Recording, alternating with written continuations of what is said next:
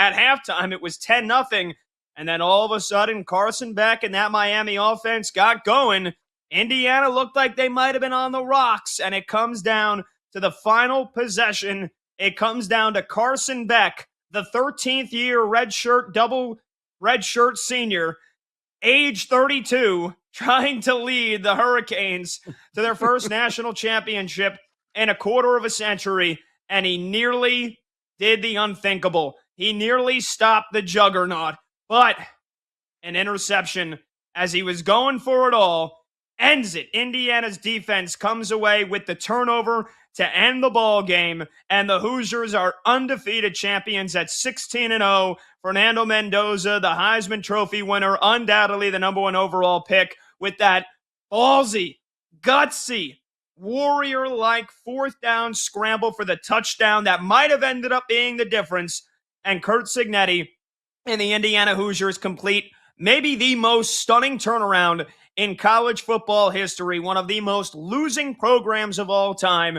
They get to the college football playoff last year. Everybody thought they would be one and done. They'd be a nice story. Nope. How do they prove the doubters wrong? 16-0. I imagine the party's still going in Bloomington, and Indiana finished off one of the greatest seasons in college football history, and we had a front row seat to witness it.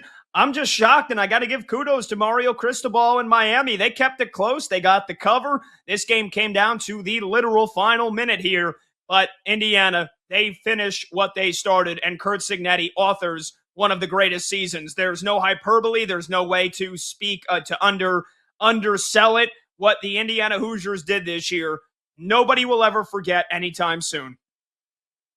No, yeah, the celebration, is still rocking and rolling. It is roaring right now in Bloomington, despite the bitter temperatures outside. I saw it, all the videos streaming on the social media platforms throughout the day. The throng of humanity taking to the streets. I'm sure there were a few couches out there that might have got roasty and toasty as a result as well, to huddle up and stay warm. But yeah, the party was thriving. Indiana took care of business. Just an unbelievable storybook season for a team that entered the night only had, I think, like 5 all-time bowl game wins. They got another one, so they got 3 of those this year. That's how much of a perennial doormat Indiana had been year in and year out. Just a punchline. A lot of people saying, you go to a game in Bloomington, you're getting like 2 to 3 hours closer to the start of basketball season, but no longer a basketball school is IU. Very much a football school front and center, and one that really deserved to win the national title. I felt they were the best offense, felt they were the best defense, a most balanced team across the board, and all of college football pretty much all season long. I saw with my own eyes again in late September when they absolutely pummeled, embarrassed, depended by ILL. And I'm still shivering at what I had to witness, 63-10 mauling in Bloomington. I think that really put them on the map. And of course, they just kept winning and winning and winning and defying a lot of the people, especially those south of the Mason-Dixon line, south of the Ohio River. Oh, golly, there's no way that Indiana can win a national title in football. This is Alabama country. This is Bulldog country. This is volunteer country. The SEC rules in football. Well, guess what? It happened. And the Big Ten has won now 3 straight consecutive national titles. Just unforeseen, unbelievable. And hopefully, Pat, Curt Cignetti belled up the bar, not had one, but drank at least, a 6-pack of beers last night because he earned them. Yeah, phone number again to join the show. Any and all thoughts on Indiana's national championship undefeated season last night. The number to join is 310-840-4910. Also, you can tweet at the show at BetMGM tonight. Hopefully Curt Cignetti had several dozens of beers. He cracked a smile. That was stunning to see. Fernando Mendoza let an F-bomb slip. That was stunning to see. I mean, they finally broke character. They finally showed some emotion that we haven't seen this year. And I think there's no reason to think that Indiana cannot remain a powerhouse, right? I mean, yeah, sure, it helps that you're going to have the number one overall pick playing quarterback. That obviously helps, and they did a great job getting in a bunch of NIL money. But that's par for the course nowadays, right? Like I know Kirk Herbstreit had to say it because you have to mention it. It bears mentioning. But like when Kirk Herbstreit said, "Oh yeah, they're going to stick around because they've got the NIL money," like at this point, which powerhouse program doesn't have tons of millions of dollars in NIL money? It's about how you allocate it. It's about how you coach. Right. And, you just name any top 25 program and look at their NIL spending. Look how much they're paying their rosters. It's $20 million, $30 million, $40 million for most of these schools. Hell, Texas Tech paid, what was it, a $70 million roster? That didn't even get them to the semifinals. So I think that, yes, you have to mention it, of course, but like that's selling Curt Cignetti short, right? And we talked about it yesterday before the game in terms of what the NFL scouts and football experts were saying. Like Miami had more quote unquote talent, right? They had at least 10 players that are going to be in the NFL draft between this year and next year, while Indiana maybe had 5 or 6, right? And so the coaching job that Indiana did, not only in this game, but throughout the entire season to make it look so effortless, they looked like a team that was an SEC powerhouse. They looked like a Georgia. Yeah. They looked like an Ohio State who last year had 14 players get selected in that NFL draft. Indiana was not the most talented, but that right there, that number, the amount of players that are expected to be drafted, the expectations for Indiana going into this season, 200-1 to win the Natty, 300-1, Mendoza 80-1 to win the Heisman. And the fact that they pulled that off speaks to the evolution of Fernando Mendoza, who we'll get to in a second, but I don't think we can talk enough about Curt Cignetti and why Indiana, in my opinion, is going to remain a powerhouse, because I trust him that he is one of the best coaches in college football. I trust him that there's going to be millions of kids playing high school football right now, or that played a year or two and want to enter the transfer portal, that want to come to Indiana. They want to play for this guy. And just the bare X's and O's coaching that he did throughout this season, I'd be stunned if Indiana's not back in the college football playoff next year. I don't care how good Ohio State will be. I don't care how retooled Michigan will be. I don't care what any of the other schools do. I know that Indiana's got the coach. They've got the resources. They have the staff.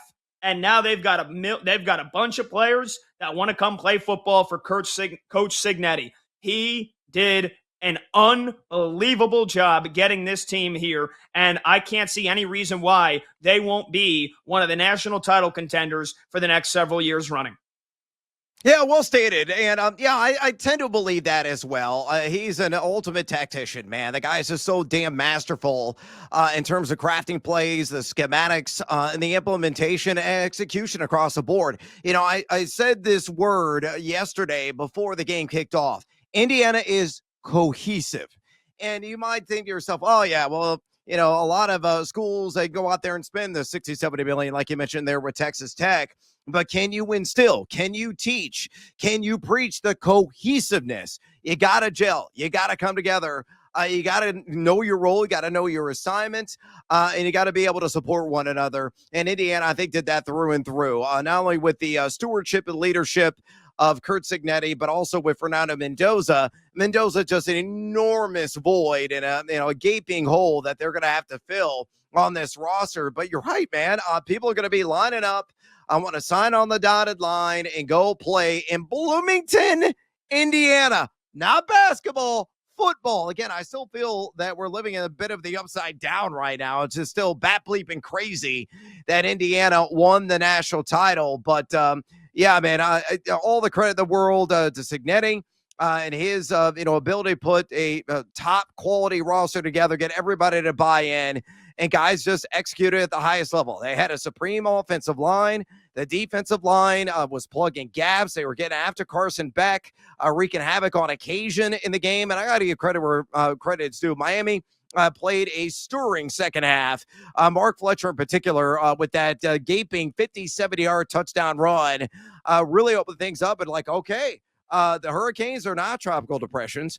They're a full-blown Category 1 storm at this point, and they're intensifying. He knew the defense was going to bring it. I felt the referees were saying, hey, you want to get a little handsy? We don't mind if you're invading privacy. We don't mind if you're grabbing jerseys and smacking arms down. They were letting guys play, I think a little bit too much at times, but it is what it is. Miami was able to take advantage with their physicality of an Indiana match for the most part, equal level of physicality of their own. They just executed better earlier on, got the upper hand, and did not relinquish it because that's the makeup of the team. Never say die attitude, never really crumble, just stoic and focused. And that level of concentration all is just an amazing development under the direction of Kurt Signetti and why they won the national title last night. Yeah, again, phone number to join the show, 310-840-4910. Do you believe Indiana will be a powerhouse for the next several years just because of Kurt Signetti? I say yes. We want to hear from you on the phones, 310-840-4910. And look, I gotta give credit to Miami. You mentioned it. The fact that they were probably the better team in the second half. If they don't doink the field goal in the final seconds of the first half, maybe that ends up being the difference. You want to talk about the special teams failure. Just the margins were so razor thin that one guy doesn't pick up his block. And what an incredible effort that was to block the punt by Indiana, which ends up, again, being a massive difference in this game, that block punt touchdown. But in the second half, Miami, that happens to them. They respond. They go down 17-7. They respond 10 plays, 81 yards, touchdown. Then Indiana goes right back. And this is where I thought the game was decided. The 4th and 5 that they go for it the first time, and Mendoza hits Charlie Becker, who's just an absolute stud. Guy hasn't dropped a single pass all year. Absolute beast. You can't say enough about him and the prospects of what he could look like in the NFL in the next year or two. And then the play that really did it, 4th and 4 from the 12. They call timeout, and I was like, why is Signetti calling timeout? Like, the foundation's starting to crack. He's cracking under the pressure. And he goes, no. Call the timeout because I knew we wanted to go for it. Wasn't happy with just getting 3 there. I think he kind of understood, like, as good as their defense is and has been all year, Miami was moving the football. And so you go up 20-14 with under 9 minutes to go. That doesn't guarantee you the win. They go for it out of the timeout, and Fernando Mendoza, the way he described it in the post game, where he just perfectly analyzed it. He goes, I saw right away it was Tampa 2, drop 8, and the one half of the field was playing man. The other half was playing zone, and if it was zone on the one half, I had to take off.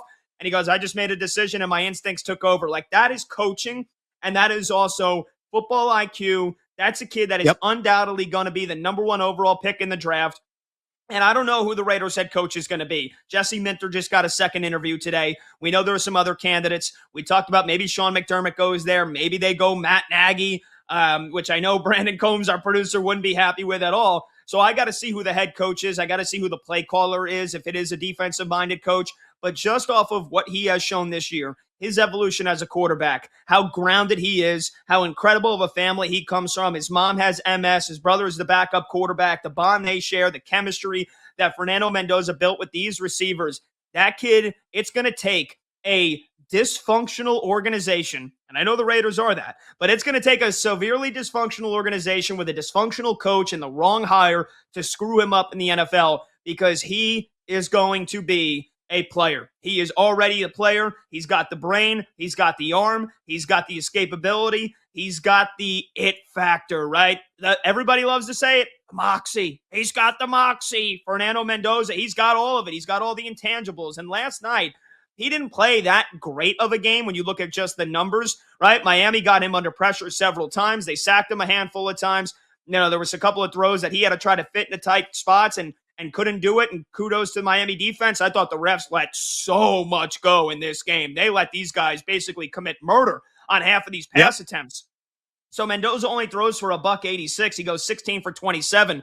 But what we saw in the Oregon game, where he showed off every throw in the arsenal, 30 yards down the field on a freaking dime. And then what he showed last night in the biggest of games and the biggest of stages and the biggest of moments, that 4th down run to take off, pinball off a couple of defenders that were popping the pads all night, launch himself into the end zone, take that hit, the way that he made those two big throws to Charlie Becker, like, there's no doubt in my mind Fernando Mendoza proved everything he had to prove last night, even if the numbers didn't show for it. Yeah, I totally agree. It was Superman Mendoza when he called that, a sneak and was able to get in the end zone, on that quarterback, self-drawn up dive that he had going airborne. Unbelievable guts that he showed. Remember, he got popped in the mouth. Should have been a penalty right under the chin earlier in the game. Took a crown of the helmet. Had a bloody lip, and the very next play he comes back in and calls his own number. He only got like a 1 or 2 yard gain, but that just shows his toughness and the fact that he is ready to play at the next level against some of the most supreme athletes on the entire damn planet. So Fernando Mendoza is going to be a franchise quarterback and a very successful on the next level for the Las Vegas Raiders. And hey, Raiders, a suggestion, why don't you make an offer to the Chicago Bears? Call up Ryan Poles right now and see what it will take to get DJ Moore, please, and thank you. You do need some wide receiver help. You got Brock Bowers there, got Ashton Genty. Like, there's a nice little nucleus that could form in Sin City with Mendoza there at the controls. And two quick things, and then I'm going to hand off to you, amigo, and get us out of here. Malachi Tony was awesome in the game. That guy I would want as a fixture in my wide receiver core, my wide receiver unit at the next level. Kind of a do-it-all receiver. Breakaway speed, the open field, can run every route in the tree. 10 catches, 122 yards, and a touchdown. He was amazing.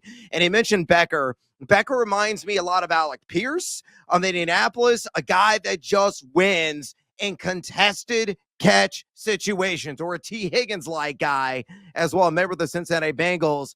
He is going to be quite the asset as a field stretcher, outside the numbers guy at the next level. That's not dissing. Omar Cooper is also awesome. Had a downright good game in his own right, but some superstars shining brightly under the prime time lights on a mammoth stage. We got a treat last night. And again, congratulations, Indiana Hoosiers. Somebody pitch me.